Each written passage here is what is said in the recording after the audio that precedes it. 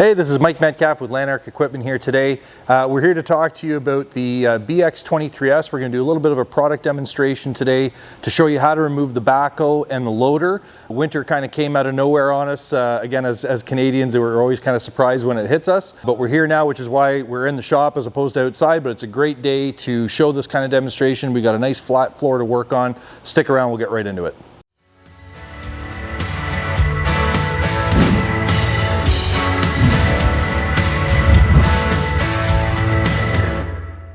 So again, we're here with the BX23S. Now, with this machine, it is set up in a way that you can take off either the loader or the backhoe first. I myself prefer taking the backhoe off first, strictly because when you take the loader off of this tractor and the backhoe's still on, it does make it a little rear end heavy, and you're gonna feel that that front end is starting to lighten up on you, and you're gonna lose a little bit of your steering control with that extra weight in the rear end. So I personally always like to start by taking the backhoe off first. That way we maintain a better balance on the tractor, keeps things a little bit safer, and then we can pop the loader off second. So we're gonna fire this tractor up. I'm going to get things into place, and we're going to go through step by step in a very slow way to make sure that you understand exactly how to get this backhoe off, well, maybe not by the book, but at least the best way I figured out. All right, so like I said, we're going to start with taking off the backhoe. So the first thing that we got to do is obviously fire up the tractor.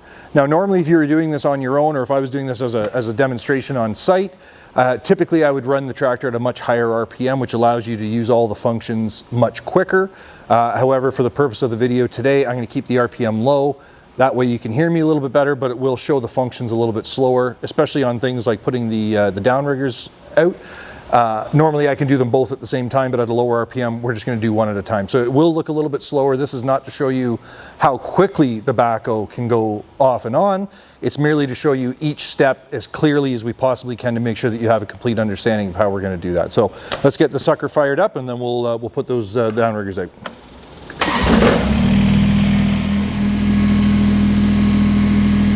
Now when I'm putting these down, I don't always go completely all the way to the ground.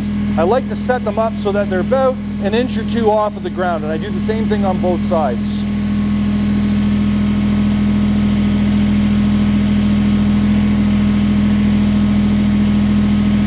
There we go. So we've got them both down to the same spot, and now we're ready for step number 2. All right, so now we want to set up the bucket so that we can take the load of the backhoe off the tractor. Now, again, I've never even read the book on this, so maybe there's a different or better way. This is just the way that I've always done it. But when I'm setting up this bucket, I'm looking for something close to about 90 degrees. This is not an exact science. The backhoes are very forgiving for removal, but that's roughly what I'm looking for to know that I've got things set up correctly. And then we're going to go ahead and put this down to the ground. Okay, now at this point, we've got to shift the weight of the backhoe into the tractor to take the weight off of all the connecting pins that hold it to the tractor. And to do that, we're just going to push this down a little bit more into the ground, and while that's happening, I'm watching at the linkage for just that little quarter inch of movement to know that I've taken the weight of the backhoe off of the tractor.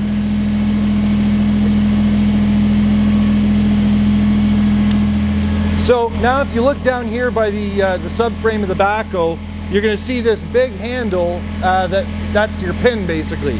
So what you have to try to do is pull this out, you're going to rotate it, and you're going to push it back in to lock it, and that locks that jaw in the open position. And we're going to do the exact same thing on the opposite side as well. All right, so now we've got the weight of the backhoe off of the tractor. We've opened up the pins. So now it's no longer mechanically connected to the tractor. It's really just gravity and the hydraulic hoses that are still connected. So what I'm going to do now is I'm going to essentially lift this cylinder, so trying to pick up the backhoe. But because we're no longer connected at the top, it's actually going to pull the plate away from the tractor to allow us to start separating the two pieces of equipment. And I like to do these little shots with the hydraulics as opposed to holding on to the lever. That way, if I've made any kind of mistake, I've made this much of a mistake, not this much of a mistake. So it's always better to do things nice and slow, and that way you can really keep an eye on things like the hoses as everything's coming apart. And you can see there, it's just opening up off the jaw, and we're just going to allow this to roll away. And at this point, you always shut the tractor down. That way we can dump any of the remaining pressure from the backhoe back to the tractor. So you shut the tractor down, and then we're just going to go ahead and work these levers in all the different directions and make sure that that pressure drops back to the tractor so that these lines are no longer pressurized. And you can see that there's quite a bit of movement on a backhoe. And this is the reason why whenever I'm disconnecting a backhoe from one of these tractors, I don't pull away from it. Because depending on the ground that you're taking it off on, if this sinks far enough and you've pulled ahead even 4 to 6 inches, it might be enough that these hoses end up yanking out of the tractor and causing some damage. So with the backhoe, it's always best to just drop it, stay where you are. There's lots of clearance here to be able to drive away after we've disconnected the hoses. So that's just my little tidbit. With the backhoe, you pretty well want to stay in place, let the pressure drop, bring it to the ground, and then we can start disconnecting the hoses. Now on the hoses, thankfully, Kubota was very, very smart and set this up in a way that even a guy like me cannot mess this up. And the reason why I say that is we've got straight connection to straight connection. We've got the 90s can only go in one place because they're set up opposite male and female connections. So especially from the connection side of things, very, very difficult to make a mistake here, which is a beautiful thing. So we're just going to go ahead and disconnect the hydraulics. So all I did there is pulled back the collar, and that allowed those to separate. And we just sort of put that aside for a second. We're going to disconnect the unit right here. And if you know that you're going to be storing this off the tractor for any period of time, certainly you could cap these lines. For right now, we're not going to worry about that. We're just going to get this all disconnected. So now what we're left with is this last little tail, and we need to loop this back into the system to complete the circuit. So this will allow the 3-point hitch to be controlled, but more importantly, it's about completing that circuit so that the pump isn't deadheading. It's not just fighting the end of a coupler. It's got a full circuit. So you always want to make sure that before we fire the tractor back up, that this is looped back in. Another point worth mentioning is on flat face connectors, it's always a good idea just to give things a quick wipe before connecting it. That way we're not potentially introducing any dirt or grit into the system. So that just loops right around, pop that in, and it's just that easy. So now that we've disconnected the backhoe, the next step is going to be taking the loader off. So what I'm actually going to do is I'm going to fire the tractor up. We're going to move ahead a few feet so that I've got a lot of room to be able to drop the loader and back away from it. And then we can get right into showing you that process as well.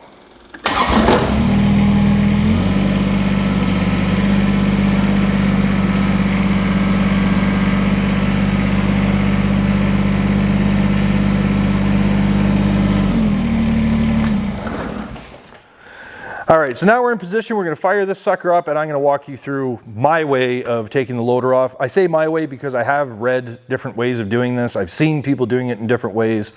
This is the way I've found to have the most success. And one thing to point out that wasn't really relevant with the backhoe is when you're taking the loader off of any tractor, as far as I'm concerned, you need to be on a flat surface. And when I say flat, I don't necessarily mean, you know, level to the bubble. It's just that you want the loader and the tractor on the same relative plane. That way, when you use your bucket's cutting edge as your essentially part of your support, you're at the same level. That way you can drive in, everything lines up, and it will make your life so much easier. Generally speaking, even on uneven terrain, you can get the bucket off, but it's the getting it back on that becomes a nightmare. So you definitely want to be on a nice, flat, firm surface. Our shop here is obviously a good one. There's no problem taking this off on gravel either. Again, just make sure it's flat. So anyways, let's fire it up and we'll get right into it. Now what I like to do is I like to get the bucket a little bit up in the air. I like to see everything that's going on. It's not always necessary, but again, this is my way, and we're going to make this happen. And again, this would be a lot faster at a higher RPM, but we're just trying to keep the volume down for the purposes of the video. So I've got the loader up and nice and high. I can see everything that's going on. The first step is to dump the bucket all the way around. Now we've got that locked in at the base, and I can reach over and I can drop the stand, the landing gear basically. So I just pull the lever in, I push it down, and that releases the latch. And now what I'm going to be trying to do is I'm going to be rolling the bucket back now, curling it, and I'm going to be watching the arms for them to hyperextend and lock into place, and that means I've gone as far as I need to go. So again, we'll bring that around, There's the silver arms up there right on the landing gear, and that's where I'm watching. And once they stop moving like that, I know I've got it exactly where I want to. The reason why I stop there is because I want the cutting edge of the bucket to hit the ground before the legs do. And that gives us an excellent angle to work with. So now we can bring this down to the ground. That's good, our shop floor is nice and flat. And just like the backhoe, at this point, I need to now push down into the ground a little bit further to shift the weight of the loader off of the tractor so that we can release the pin. So I'm going to give it a little shot down while watching the bracketry here for that little bit of movement that I'm looking for. And that's it right there. So now there shouldn't be any weight from the loader on the tractor, and we're going to go ahead and take the latches off. There's a latch on each side, so I'm going to release the left side first, and then I'm going to release the right side. Now, essentially, we're mechanically disconnected from the tractor, just like the backhoe was. So I'm going to take little shots to curl the bucket back towards me, which should start to take these the uprights out of the stirrups. And again, I like these little shots. That way, a small mistake is a small mistake. We don't turn it into a big one. And all that's happening now is that lock is coming off of the pin receiver, and I just like to roll it back enough so I can see clearly that I'm free of that sort of mounting bracket. Now we need to create a little bit of space. So I'm going to back the tractor up just enough so that I can get access to all the hydraulics. And just like the backhoe at this point, we want to shut her down. So we shut the tractor down, and now we're going to go just like the backhoe again. We want to dump any of that pressure back to the tank. So I like to work it in the different directions and make sure that there's no longer any pressure on those lines. Not that it'll be an issue disconnecting, but reconnecting pressurized lines is a bit of a nightmare. Sometimes you do have to crack a line to release that pressure to get it to lock on if you didn't take this step, or if perhaps you've left it off for a really long time and it's settled onto itself, can create pressure in the line. So again, always just take that step, drop that pressure, and then we can disconnect the hydraulics. Now, you could disconnect the hydraulics from this position. You can reach forward and do it. Me personally, I prefer to get off the tractor to do it. I find that a little simpler. So we'll get off here. All right, so we come around to our hydraulics right here, and this is a great little setup because they're all one piece. So you get to disconnect all 4 lines in one go. So the way to do that is you grab onto this little cap here, and you've got to pull it straight out. Okay, it is spring loaded. So you just pull that out, and then you're going to take your lever here and swing it, and then that comes off all in one piece. And what you can do is you can actually take this little pin here, your guide pin, and you can put it right up there on the loader, and now it's completely free and clear, it's clean, it's stored, and you're ready to move on to your next step. All right, so this is what everything looks like. We've got everything disconnected, everything is supported, and it will store like this for a very long time. One thing I would like to say, whether it's the backhoe or the loader, if it is going to be stored off the machine for a long period of time, make sure it's got some good support. The last thing you want to do is put this in a spot where it's very wet or muddy, and maybe that loader sinks in a little bit far to the ground. It's going to make getting it back on very, very difficult. So, make sure it's well supported, the ground is firm underneath it, and then it will stay there for a very long time and still be at the right height, lined up for you to be able to put it back on the tractor. So, something definitely you want to keep in mind over and above just being flat ground. But anyway, so this is completely disconnected. And again, if you were going to be leaving this for a long time, you could cap off these lines. But if you were going to be setting this up, which is what we're talking about today, for a snowblower, we're going to leave that open because that's going to be your control for your lift and lower of your snowblower, and whether or not you went with a hydraulic rotator or deflector or things like that, we're actually going to need those lines to plumb in the blower. So very important that you cap these off if it's going to be a long time. Otherwise, we'll leave them off and we can hook the hydraulics right on, and then we can show you what one of the blowers with the subframes looks like as well. All right, so just to give you a quick idea, we do have some snow equipment here to show you. This particular blower is not going on that BX. This is for a customer, but just to give you an idea, this is the subframe for the BX series tractors for the front-mounted snowblowers. If it's going on the rear, it would just be a standard 3-point hitch snowblower. But this is the BX23S. So this is the standard duty front snowblower for all the BX line. The subframe is very, very easy to put on and off. Once we've done our initial install on your tractor, it's really just a matter of lifting it onto the hooks, connecting your PTO shaft, a couple pins, your hydraulics, and you're done. I know I make that sound very easy, but it is a very straightforward job. Once you get used to it and get comfortable with the process and things like that, it really shouldn't take much more than about 5 to 10 minutes. It's going to take you longer the first few times you do it, and certainly it's going to take you longer if you're out in the snow trying to do it. That's just Murphy's Law, but they are very, very straight ahead to do it, and one day we're going to do a video on showing you specifically that process as well. But for today's purposes, we're just talking about the other implements. And just to give you a bit of comparison as well, so that's a BX series subframe. Right here beside me is an LX series subframe. So you can see it's a little bit bigger, a little bit beefier. So everything is matched to the tractor. So when people come in and say, you know, will this tractor do this with the blower? Will it do? Generally, the answer is always going to be yes, because the implement is relative to the tractor. So the BX will do a lot of the jobs an LX will do, but it's going to take you a little bit longer to do it because you're dealing with a smaller bite, smaller tractor, and your load capacity is going to be a little bit less. But at the end of the day, Kubota's done a very good job of making sure that the implements are matched to the tractor to make sure that whatever you throw at it, it's going to handle it for that little package. All right, so now it's time to get these implements back on the tractor. And the nice part is it's everything I've just showed you, but in exact reverse. So I'm not going to get into each individual process. I'm just going to try to show you how this can be done, and we'll hopefully she'll go nice and smooth for us.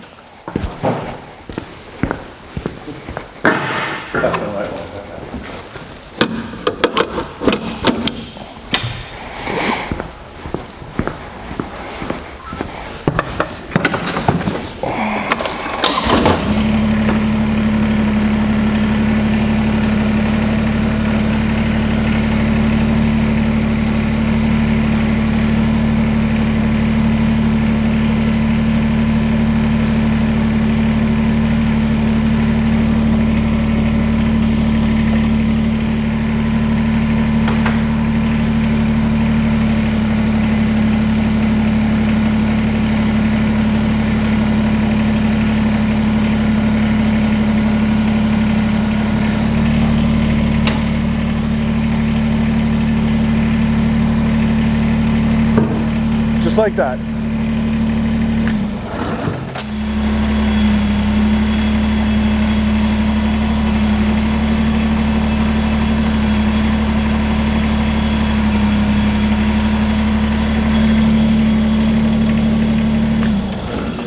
Very hard to mess this up.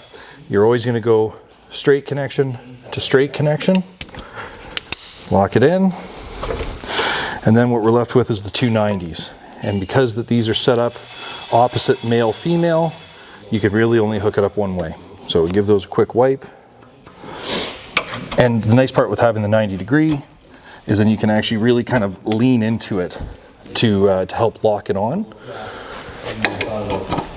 Just like that. And when you hear those clicks, we know we've got it. And the next main thing to watch for is, as we're rolling this in, is to really watch these hoses and tuck as you need to make sure we don't pinch anything.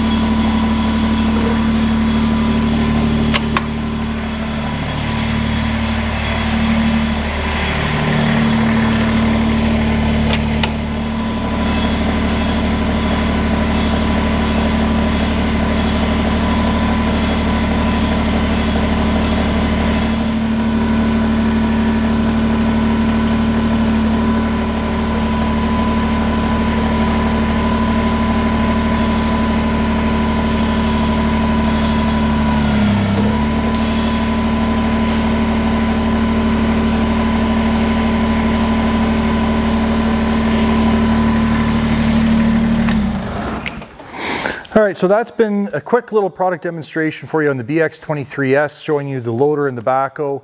I hope I covered any questions that you may have had. If you've got one of these machines at home, I hope maybe I've given you a tip that you can use that'll help you in the future, maybe make things a little bit easier for you. If you like what you've seen today, or if you have questions or comments about other videos we could do in the future, please leave a comment down below.